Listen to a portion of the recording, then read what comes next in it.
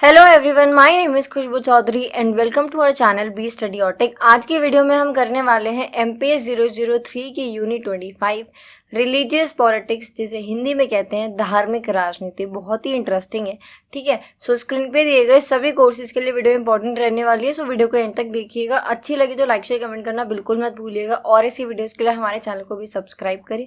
साथ ही आप हमारे साथ जुड़ सकते हैं टेलीग्राम चैनल पर, जिसका लिंक आपको कमेंट या फिर डिस्क्रिप्शन बॉक्स में मिल जाएगा, जहां पर आपको सभी वीडियोस के फ्री पीडीएफ अवेलेबल होते हैं। सो चलिए वीडियो को स्टार्ट करते हैं। इंट्रोडक्शन से, the concept of religious politics is related to relationship between religion and politics. देखो नाम से पता चल रहा है, रिलीजन यानी कि धर्म, है ना, और पॉलिटिक्स यानी कि राजनीति। तो हम इसमें देखेंगे कैसे जो धर्म है वो राजनीति के अंदर या फिर जो राजनीति है वो धर्म के अंदर अपना रोल प्ले करते हैं, राइट। ब्रॉडली इसके अंदर क्या क्या इन्वॉल्व होगा, आपका रिलीजन, क्योंकि देखो एक रिलीजन के अंदर ना आपका कल्चर, ट्रेडिशंस, रिचुअल्स, मॉडर्निटी, यानी कि आपका जो रिलीजन है वो अभी भी वही जो सारी प्रथाएं हैं वो सब चलती आ रही हैं, या फिर कुछ चीज़ें चेंज हुई हैं या नहीं हुई हैं, ह्यूमन रिलेशन, ये सारी चीज़ें आती हैं। तो हम ये सब कवर करेंगे। Religion has been an important factor that impacts politics and human life. देखो रिलीजन बहुत इंपॉर्टेंट फैक्टर है जो कि पॉलिटिक्स को तो इम्पैक्ट करता ही है, लेकिन पर्सनली एक ह्यूमन लाइफ को बहुत इम्पैक्ट करता है, right. In a democratic state like India, religion constitutes the core of the traditional society. देखो अगर हम भारत की बात करें तो इंडिया के अंदर सब अपने ट्रेडिशन से, अपने रिचुअल से, अपने कस्टम से कितना क्लोजली लिंक्ड है, राइट, हम लोग सब जानते हैं। तो फिर इंडिया के अंदर तो ये स्पेशली काफी इंपॉर्टेंट टॉपिक बन जाता है ना, रिलीजन पॉलिटिक्स के अंदर पढ़ना, ठीक है। So two situations we see became the reason of clashes between religions and communities. First है the religious organizations interact with political parties or groups, try to maximize their support base and claiming authority over a section of people. देखो क्या होता है कि बहुत सारी जो religious organisations होती हैं वो पर्टिकुलर किसी भी रिलीजन की हो सकती है। तो वो क्या करते हैं कि किसी भी प्रेशर ग्रुप या फिर पॉलिटिकल पार्टीज के साथ जुड़ जाते हैं। उसके बाद वो क्या करते हैं, अपने आप में ना लीडर बन जाते हैं और बोलते हैं ना कि सारे धर्म का ठेका एक इंसान ने ले रखा है। वो कुछ ऐसा हो जाता है कि वो जो रिलीजियस ऑर्गेनाइजेशंस होती हैं वो पॉलिटिकल पार्टी और प्रेशर ग्रुप्स के साथ मिल जाती हैं, अपना सपोर्ट बेस बढ़ा लेती हैं, अपनी पावर्स को मैक्सिमाइज कर लेती हैं, और एक पूरा जो एक प्रॉपर एक सेक्शन है ना किसी पर्टिकुलर रिलीजन का, उसके ऊपर वो अपनी अथॉरिटी क्लेम करते हैं। दूसरा क्या देखने को मिलता है, sometimes political regime support a particular religion to maximise their vote bank. कभी कभी हमें ये भी देखने को मिलता है कि जो पॉलिटिकल पार्टीज हैं वो एक पर्टिकुलर रिलीजन को सपोर्ट करती हैं, है ना, सपोर्ट इन द सेंस एक पर्टिकुलर रिलीजन में ज्यादा दिखाती हैं कि हमारा कितना इंटरेस्ट है या हम आपके लिए ये करेंगे, जिससे कि क्या हो सके, उनका एक वोट बैंक जो है वो बढ़ सके, वो मैक्सिमाइज हो सके, ठीक है। क्योंकि इंडिया के अंदर ना देखो रिलीजन आई थिंक सबसे ऊपर लोगों की प्रायोरिटी में आता है। बोलते ना हमारे लिए हमारा धर्म ही सबसे ऊपर है ना, धर्म ही गरम है, ऐसे। तो वोट बैंक बढ़ाने के लिए इंडिया में रिलीजन बहुत ही, बोल सकते हो आपके इजी कार्ड होता है, राइट। अब देखते हैं meaning and significance of religious politics. Politics is not just about political parties and elections, it is much more than that. देखो पॉलिटिक्स का मतलब सुनते हैं हमारे दिमाग में क्या आ जाता है, पॉलिटिकल पार्टी, इलेक्शंस, डेमोक्रेसी, है ना, पावर, पैसा, बट ये नहीं होता है, इससे भी बहुत ज्यादा कुछ होता है, ठीक है। Many religious text like Bhagavad Gita, Upanishad, Ramayana, Mahabharata are the notion of democracy which tells us the purpose of politics. देखो जितने भी रिलीजियस टेक्स्ट रहे हैं हमारी, चाहे वो भगवद गीता हो, उपनिषद हो, रामायण हो, महाभारत हो, इन सब से कहीं ना कहीं हमें ना डेमोक्रेसी क्या होती है, क्या पॉलिटिक्स होती है ना, कैसे रिलेशंस काम करते हैं पॉलिटिक्स के अंदर, कैसे पॉलिटिक्स के फंक्शंस होते हैं, ये सारी चीजें देखने को मिलती हैं इन सभी रिलीजियस टेक्स्ट में। Political parties used the mobilisation of people in Ganesh Puja etc. For their purpose, the institutions or festivals and things that connected with religion become the basic of making political appeal to people. देखो एक छोटा सा example ले लो imagination में, है ना, कि गणेश पूजा हमने देखी है ना, बहुत बड़ा पंडाल लगता है, हजारों की संख्याओं में, लाखों की संख्याओं में वहां पे लोग आते हैं। तो वहां पे आप ऐसे इमेजिन करो कि लाखों की संख्याओं में लोग बैठे हुए हैं, आरती होने वाली है गणेश जी की। वहीं पे कोई एक पॉलिटिकल लीडर आते हैं, तिलक लगा के, मिठाइयां लेके, है ना, सोना चढ़ाते हैं, चांदी चढ़ाते हैं और आरती करते हैं और चले जाते हैं। तो लोग क्या कहेंगे, देखो भाई कितना भला आदमी है ना, धर्म से जुड़ा हुआ है, और देखो लाखों की भीड़ में भी नंगे पैर आया है, और ये सारी चीजें। तो इससे क्या होता है, बहुत ही आसान हो जाता है वोट के लिए अपील करना, क्योंकि वहां पे आपने क्या, लोगों के सेंटिमेंट्स के साथ खेला, राइट। तो यही हमने देखा कि जो गणेश पूजा या फिर और भी बहुत सारे ऐसे होते हैं, और सिर्फ एक पर्टिकुलर रिलीजन के अंदर नहीं होते, ये हर रिलीजन की यहाँ पे बात हो रही है, ठीक है। तो उसके अंदर हमें क्या देखने को मिलता है, पॉलिटिकल पार्टीज यूज करती हैं लोगों का या फिर जो फेस्टिवल्स होते हैं, जो रिलीजियस प्रैक्टिसेस होती हैं, उन सब का अपील करने के लिए, ठीक है। नेक्स्ट है divergent views on religious politics.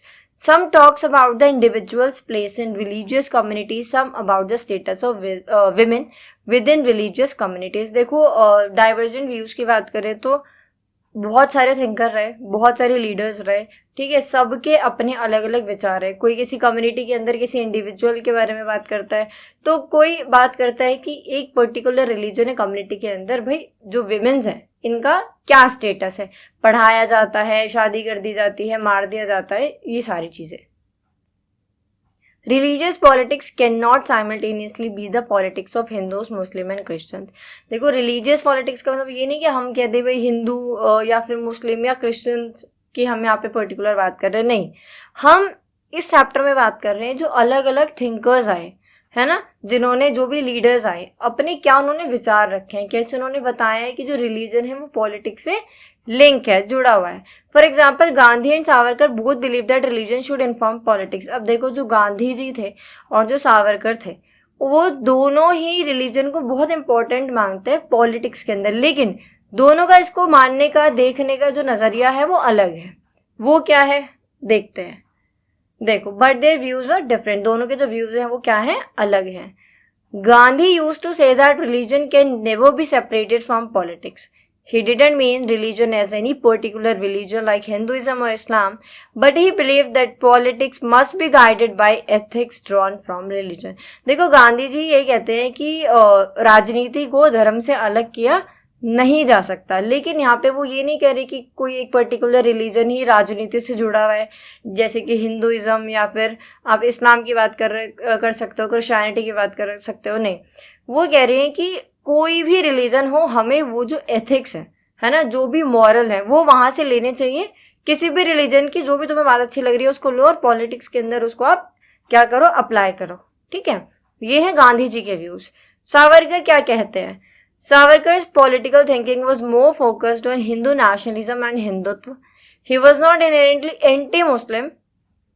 He believed that only those whose has its origin in India can subscribe to this view of politics. According to him, this sacred land is the Punya Bhumi of Hindus. So other religion like Muslim and Christian cannot treat India as their Punya Bhumi. देखो अब सावरकर यहाँ पे ये कहते हैं कि पहली चीज तो ये कि ये एंटी मुस्लिम नहीं थे, ये मुसलमानों के खिलाफ नहीं थे, ये किसी भी अदर रिलीजन के खिलाफ नहीं थे, लेकिन इनका जो फोकस था वो हिंदू नेशनलिज्म या फिर हिंदुत्व के ऊपर ज्यादा था। और क्यों था, कारण इन्होंने बताया, ये कह रहे हैं कि जो हिंदू हैं, है ना, उनका ओरिजिन ही यही है, यहीं से है, राइट। तो ये हिंदुओं के लिए उनकी पुण्य भूमि है। ये कुछ एग्जाम्पल ले लो कि मतलब हम अपनी माँ को जिस तरीके से मान सकते हैं, सामने वाले को नहीं मान सकते। तो इसलिए भारत को जो हिंदू है वो अपनी माँ मानते हैं और पुण्य भूमि मानते हैं, जहाँ से हमारे पूर्वज आए, हमारा पूरा इतिहास और सारी चीजें। तो अगर वहीं पे कोई हिंदू की जगह आप मुस्लिम या क्रिश्चियन को ले लो, तो उनके अंदर वो वाली जो फीलिंग है, राइट, जो हिंदू के अंदर है पुण्य भूमि को लेके, भारत को लेके, वो मुस्लिम और क्रिश्चियंस के बीच में नहीं आ पाएगी। ये थे सावरकर के व्यूज, ठीक है। अगला है evolution of religious politics. Religious politics has a rich and long history. During the 19th century, many social and cultural movements occurred and inspired the individuals. Now, individuals raised their thoughts to know the relation about politics and religion, democracy and rights of individuals, nationalism, etc. These awakening the masses. देखो, religious politics काफी time से चलती आ रही है, काफी rich और long history है, ठीक है। 19th सेंचुरी में इसकी शुरुआत होती है जब बहुत सारे सोशल और कल्चरल मूवमेंट्स होते हैं, जहाँ से और ये जो भी मूवमेंट्स होते हैं ये इंडिविजुअल्स को काफ़ी इंस्पायर करते हैं और यहीं से फिर इंडिविजुअल्स अपनी आवाज़ उठाते हैं, क्वेश्चन करते हैं रिलीजन और पॉलिटिक्स के रिलेशन के बारे में, ठीक है, डेमोक्रेसी और राइट्स ऑफ इंडिविजुअल्स के बारे में, नेशनलिज्म के बारे में। Social movements now replaced by revivalism. अब क्या हुआ, जो सोशल मूवमेंट्स है उसको रिप्लेस कर दिया गया रिवाइवलिज्म से, which sought question to certain practice. अब यहाँ पे ना सवाल उठने लग गए थे, जैसे मान लो एक पर्टिकुलर रिलीजन ले लेते हैं, हिंदुइज्म ले लेते हैं, तो हिंदुइज्म के अंदर भी चाइल्ड मैरिज को लेके है ना, बाल विवाह और एनफोर्स्ड विडोहुड या आप सती प्रथा ले लो, है ना, denial of women of education to women, इन सारी चीज़ों को लेके ना क्वेश्चंस उठने लगे थे। हिंदुइज्म के अंदर ये सही नहीं है, वो सही नहीं है, बताओ, बाल विवाह होता है, सती प्रथा होती है और ये सारी चीज़ें होती हैं, ठीक है। तो अब हम देखेंगे हिंदू रिवाइवलिज्म, बट उससे पहले ये देखते हैं the second instance is age of consent bill. ये कंसेंट विल है, ठीक है, but nationalists like B.C. Chatterjee and Bal Gangadhar Tilak, many other like them, joined the course of protest. The argument was that the foreign rulers, the British, had no right to interfere in the religious customs of Hindu. अब देखो यहाँ पे क्या था कि जब as of consent bill आता है उसके बाद क्या होता है, बहुत सारे जो नेशनलिस्ट होते हैं जैसे कि B.C. चटर्जी और बाल गंगाधर तिलक और इनके जैसे बहुत, वो क्या करते हैं, वो एक प्रोटेस्ट में जुड़ जाते हैं। और यहाँ पे आर्ग्यूमेंट ये था कि अगर कोई भी कमी है, खामी है, तो अगर हिंदुइज्म के अंदर कोई कमी है तो उसको जो हिंदुइज्म के लोग हैं वो खुद मिल के सॉर्ट कर सकते हैं। हम किसी भी एक्सटर्नल अथॉरिटी को इंटरफेयर करने का राइट नहीं देते हैं। तो ये प्रोटेस्ट इसलिए था, ये आर्ग्यूमेंट किया जा रहा था कि जो फॉरेन रूलर्स हैं, जो ब्रिटिशर्स हैं, उनके पास कोई भी अधिकार नहीं है कि वो हिंदू के कस्टम्स के अंदर छेड़छाड़ करें या फिर कोई भी बदलाव करें, ठीक है। Vivekananda was one of the most influential Indian thinker of the 19th century. He believed the greatness of a nation depends on the greatness of its people, not on the state, and the greatness of the individual is molded by religion. देखो विवेकानंद हम सभी जानते हैं काफ़ी influential Indian thinker रहे हैं 19th century के। ये देखो इनका मानना था कि जो एक देश है वो उसके लोगों से महान बनता है और जो लोग हैं वो अपने धर्म से महान बनते हैं, ठीक है। धर्म से ये नहीं है कि आप किसी पर्टिकुलर रिलीजन से हैं तो आप महान हो गए, नहीं, आप अपने कर्म से भी महान बनते हो। आप अपने धर्म से क्या सीखते हो, क्या अच्छा सीखते हो, आप उससे महान बनते हो और आप महान बनोगे तो आपका देश महान बनेगा, ठीक है। अब देखते हैं Vivekananda ideas contributed to spiritual awakening in India. He said, I do not believe in reform, I believe in growth. I do not dare to put myself in the position of God and dictate unto society to what to do or what not. देखो यहाँ पे विवेकानंद कहते हैं कि मैं reform में, यानी कि मैं बदलाव के अंदर विश्वास नहीं रखता, मैं विश्वास रखता हूँ तो ग्रोथ के अंदर, और मेरे में इतनी हिम्मत नहीं है, मेरी इतनी क्षमता नहीं है कि मैं गॉड की जगह, भगवान की जगह अपने आप को रख सकूं और इस समाज को बताऊं कि आपको क्या करना चाहिए और क्या नहीं करना चाहिए, राइट। तो विवेकानंद कह रहे थे कि मैं भगवान की जगह खुद को नहीं रख सकता कि मैं सोसाइटी को यहाँ समझाने बैठूं, ज्ञान दूं कि आप ये करो, ये नहीं करो। मैं विश्वास रखता हूँ ग्रोथ के अंदर। आप किसी भी धर्म से हो, आप ग्रो करो, है ना, रिफॉर्म पे ना ध्यान दे के आप ग्रो करो। कुछ ऐसे एग्जाम्पल ले लो कि आप किसी कंपनी के अंदर जॉब कर रहे हो, आपको वहाँ पे चीज़ें नहीं सूट कर रही हैं, तो फिर आप सीधा ये मत सोचो कि आप जॉब ही बदल लेते हो, नहीं, आप उसमें देखो क्या हो सकता है, क्या नहीं हो सकता है, अपना अच्छा करो, आप ज़रूर एक दिन ग्रो करोगे, राइट। अगला है Hindu revivalism. Hindu revivalism is about the search for glorification of spiritual superiority of Indian tradition. यहाँ पे हम बात करेंगे कि जो इंडियन ट्रेडिशन है वो कितना ग्लोरीफाइड है, राइट। स्पिरिचुअल सुपीरियरिटी की बात करेंगे हिंदू ट्रेडिशन के बारे में। The thinkers and leaders associated with Hindu revivalism as the trace of glory of Indian culture, Hindu symbols, Vedas, Indian tradition, spiritual superiority of India. These factors also signifies the nationalism, inter-religious and inter-community relation.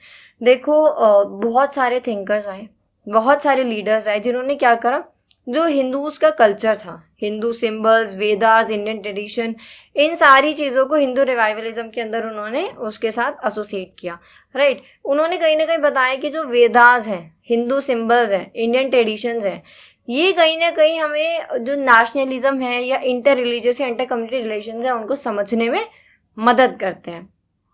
Hindu revivalism is the basis of Hindu unity and equality. Hindu revivalism आधार बनता है जो हिंदुओं की एकता थी और समानता थी उसके लिए। ठीक है। 3 reasons in India where Hindu revivalism pronounced in some form of other. देखो इंडिया के अंदर हमें ये दिखता है, आप कह सकते हो बड़े लेवल पे बंगाल, महाराष्ट्र और नॉर्थ इंडिया के अंदर। ठीक है। अब देखते हैं महाराष्ट्र के अंदर। In Maharashtra, Hindu revivalism had a more varied basis. Religious symbols and festivals were activated in the public arena, made sarvajanik to effect the mobilization of people. For example, Ganesh Puja is now Ganesh Utsav. देखो अभी हमने discuss किया था ना सबसे पहले गणेश पूजा वाला example, same वही है। महाराष्ट्र के अंदर क्या होता है कि बहुत सारे जो लोग जो गणपति जी की पूजा करते हैं, गणपति जी को घर लेके आते हैं, वो अपने घर के अंदर पूजा करते थे। ठीक है, वही 2, 4, 5, 7 लोग। लेकिन अब इसको क्या किया गया, इसको सार्वजनिक कर दिया गया। यानी कि अब आप अपने घर में गणेश रख रहे हो तो आप मतलब रखो घर में, लेकिन क्या कर सकते हो, एक बहुत बड़ी सी गणपति जी की मूर्ति लाके सोसाइटी में या फिर स्ट्रीट में या फिर कहीं भी जो बोलते हैं ना एरिया, मोहल्ला, कहीं भी समाज में एक जगह वहां पे रखो, ताकि जो आसपास के लोग हैं, चलते फिरते लोग हैं, वहां पे सब आए। तो क्या होगा, आरती का जो टाइम होता है वहां पे हजारों लाखों लोग आएंगे। अगेन जो पॉलिटिकल लीडर्स हैं उनको वहां पे अपने आप को और अच्छा दिखाने का मौका मिलेगा, अपना जो इंप्रेशन है उसको अच्छा करने का मौका मिलेगा, और वहां पे फिर वो अपनी अपील भी कर सकते हैं। कुछ ऐसा भी मान लो कि वो वहां पे बिना कुछ कहीं भी बहुत कुछ कह जाएंगे। ठीक है, तो इसलिए जो गणेश पूजा होती थी अब तक घर में, अब उसको गणेश उत्सव बना दिया गया। इसको क्या कर दिया गया, सार्वजनिक कर दिया गया। ऐसे ही हमें देखने को मिलता है हरियाणा और वेस्टर्न यूपी में। Gyan Pandey is shown in mobilizing the Hindu community. Cow and its slaughter by the Muslim in daily life and especially in the occasion of Bakra Eid became issues that caused distance between Hindu and Muslim. अब देखो क्या होता है कि हरियाणा और western UP के अंदर specially बकरा ईद की अगर बात करें तो जो गाय थी उनको काटा जाता था मुस्लिम्स के द्वारा, उनका गौ मांस खाया जाता था। अब वही देखो एक पर्टिकुलर सेक्शन है समाज में जो अगर हम हिंदुओं की बात करें तो गाय को क्या मानते हैं, माँ मानते हैं, गाय माँ के समान होती है। अब कोई उनको काट के खाए तो ये क्या था, ये समाज में एक्सेप्टेबल नहीं था। तो यहाँ पे भी क्या होता है, बहुत सारे जो हिंदू हैं वो इकट्ठे होते हैं और ये जो गाय को काटा जा रहा था, गौमांस खाया जा रहा था, इन सब पे रोक लगाने की कोशिश करते हैं। और यहाँ पे हिंदू तो एक साथ हुए, लेकिन जो हिंदू और मुस्लिम थे कहीं ना कहीं उनके बीच में आपको क्या दिखता है, डिस्टेंस दिखता है, राइट, दूरी होती हुई दिखती है। Another is Arya Samaj movement by Swami Dayanand. एक और मूवमेंट आता है आर्य समाज मूवमेंट, किसके द्वारा लाया गया है, स्वामी दयानंद जी के द्वारा। He is a social reformer of 19th century India who popularized the teachings of Vedas. He also wrote a book on Satyarth Prakash and strong attack on non-Vedic religion.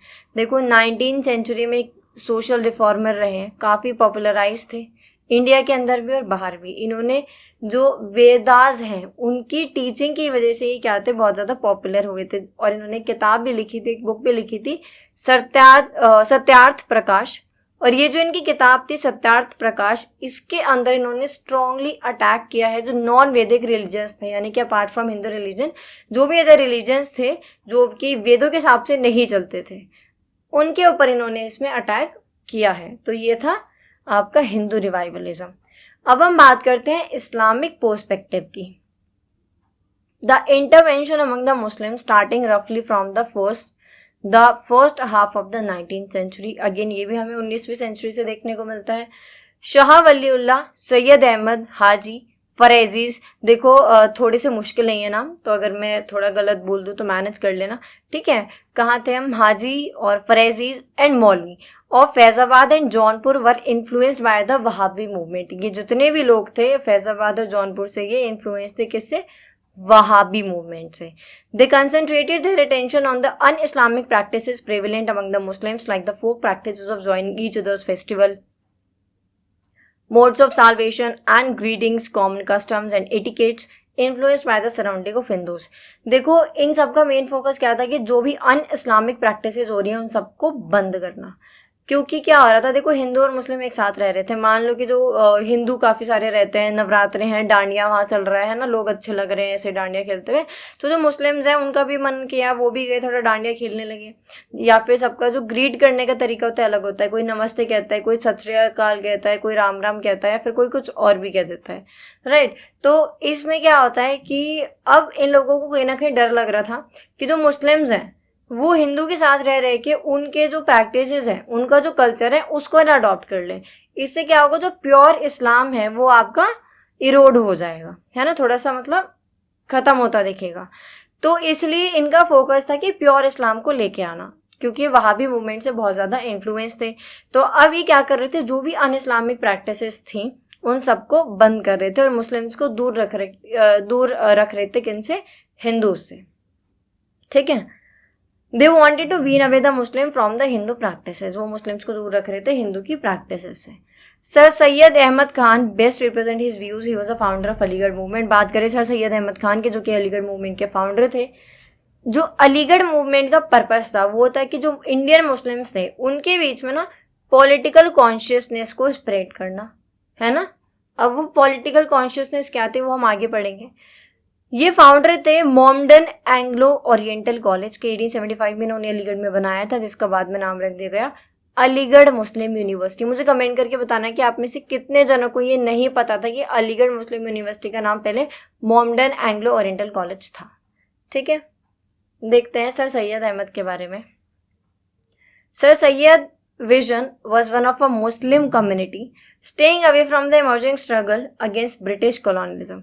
देखो सर सैयद अहमद जो थे ना, ये ब्रिटिशर से काफ़ी ज़्यादा influence थे, western culture से काफ़ी ज़्यादा इन्फ्लुएंस थे।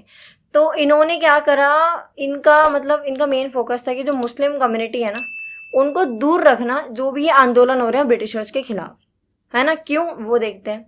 ही believed in Hindu Muslim unity, देखो वो हिंदू मुस्लिम एकता के अंदर विश्वास रखते थे, लेकिन but at the same time he says to Muslim that all Muslim should join the Britishers. ये कहते हैं कि जितने भी मुसलमान हैं उन सबको ब्रिटिशर्स को यानी कि अंग्रेजों को ज्वाइन करना चाहिए एंड सपोर्ट देम, और उनको समर्थन देना चाहिए, राइट, उनको सपोर्ट करना चाहिए। Because of Britishers leave then the majority of Indian population which is Hindu lead in to power. क्योंकि अगर अंग्रेज चले गए, ब्रिटिशर्स चले गए, तो यहाँ पे जो मेजॉरिटी ऑफ पॉपुलेशन है वो हिंदू रह जाएगी, और अगर सारे में हिंदू हो जाएंगे तो वो मुस्लिम्स के ऊपर क्या करेंगे, अत्याचार करेंगे, उनको दबाएंगे, ठीक है। He had same view for Indian national Congress, यही उनके विचार थे कुछ इंडियन नेशनल कांग्रेस को लेके, जिसको बोला जाता था कि ये तो हिंदुओं की पार्टी है, ठीक है, देश की नहीं, ऐसा बोला जाता था कि हिंदुओं की पार्टी है। That's why he consistently take efforts to reconstruct a healthier version of Islam. He also encouraged Muslims to develop themselves because they influenced by Western education. वो Western education से इतने ज़्यादा influence थे कि वो हर मुस्लिम को बोलते थे कि आप जो Western education system है आप उसको अपनाओ, उसको देखो, उसमें ढल जाओ, और ये जो भी मूवमेंट्स हैं इनके अंदर आप क्या ना करो, सपोर्ट ना करो, आप ब्रिटिशर्स को सपोर्ट करो, ठीक है। ये चाहते थे जो हेल्दियर वर्जन ऑफ इस्लाम है उसको रिकंस्ट्रक्ट करना। These development slowly drawing the Muslims away from the rest of society. अब यही जो धीरे धीरे चीज़ें होती आ रही थी, इन्होंने जो मुस्लिम्स थे उनको बाकी पूरे समाज से दूर कर दिया। अगेन बाकी पूरा समाज की बात हो रही है, यानी कि सिर्फ हिंदू की बात नहीं हो रही है, यहाँ पे हिंदू, क्रिश्चियन, पारसी, सिख, है ना, इन सब की बात हो रही है। इन सब से कहीं ना कहीं जो मुस्लिम थे वो दूर होते चले गए। They distance themselves from Hindus, Hindu से भी दूर हो गए। This in itself not a cause of partition where political healing was still possible, but it did become a contributory factor. देखो ये इकलौता कारण नहीं था बंटवारे का, पार्टीशन का, लेकिन कहीं ना कहीं ये भी एक कारण था बंटवारे का। जिस तरीके से आपने आज सोचा कल जमीन ली और परसों घर बन के तैयार नहीं होता ना, इसी तरीके से पार्टीशन भी बहुत आसानी से नहीं होता। काफ़ी सारे मूवमेंट्स हुए, काफ़ी सारी चीज़ें हुई, वो हम हिस्ट्री में देखेंगे, राइट।